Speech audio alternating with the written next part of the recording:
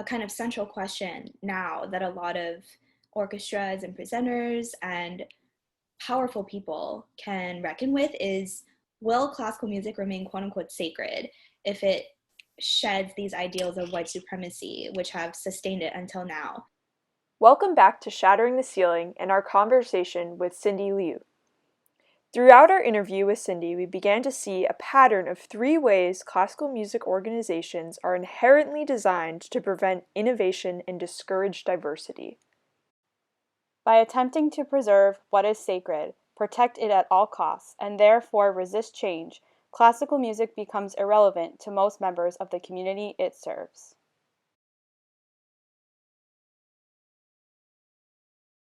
The gatekeepers of the culture, they have this like circular logic where it's like, I believe classical music needs to be preserved, it like needs to be saved, so I'm gonna act like in accordance with this restraint and with this paranoia, and kind of resist modernization, resist diversity and inclusion and equity to preserve what is supposedly sacred.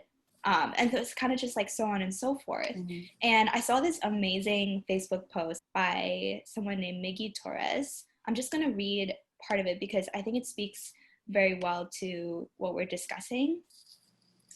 He writes, as an inward-focused art form, rather than elevating, discovering, or collaborating with new voices, the study of classical music is concerned primarily with, quote, preserving and, quote, protecting itself. But preserving itself from what? Protecting itself from whom? From popular music? Whose popular music? This notion that classical music needs to be conserved implicitly antagonizes other musical forms in the name of self-preservation, which injects classical music with aesthetic formaldehyde, which I just love that because it's kind of like we're like digging our own grave. Mm-hmm. If we're not, it's kind of going back to what you were both saying about sustainability. Like if there's so much predominant messaging from a lot of institutions with a lot of clout saying like, we're trying to attract new audiences and we're like trying to diversify our programming. If there's this sociological illiteracy that's happening, like if I don't make efforts to really understand communities that I serve as an institution, then of course I'm not going to last, because people want to see and hear stories that they identify with, that they feel are relevant to them. And, you know, without that, inevitably this dying that everyone is so concerned about to save classical music from will happen. That's also been kind of thrown around in discussions on racial justice, is like, just because one group is fighting for equal rights doesn't mean there are less rights for everyone else. It's not pie. And I think in the same way, like the composers that are so lionized, the artists that are so respected won't be any less good. They're not just going to stop being good if like, you know, they're BIPOC and women and LGBTQ plus and non-conforming individuals included in our definition of good.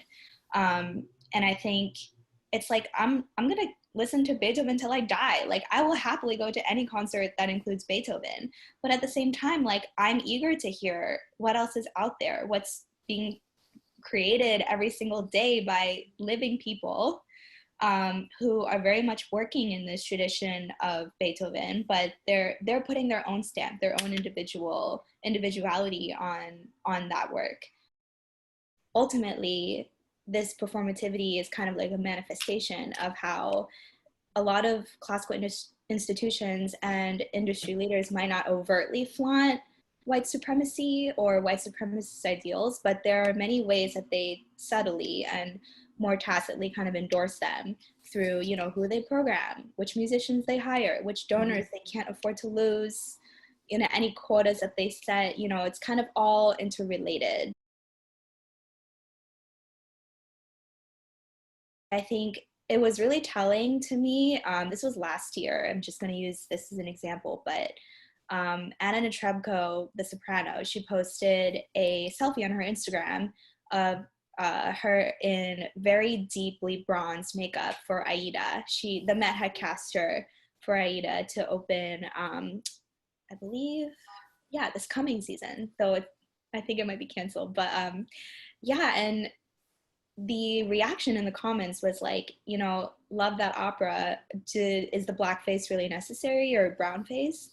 And Anna responded in the comments very enthusiastically, black face and black body for Verdi's Ethiopian Princess, yes, something along those lines, for Verdi's greatest opera. And it was fascinating to me, like this conflation of greatness with blackface or brown face. Like, kind of, is it okay that something like this can happen in the name of greatness, in the name of genius, in the name of classical music? Thank you so much for watching. Stay tuned for our next video with Cindy, where we talk about actionable change that needs to happen in the classical music community.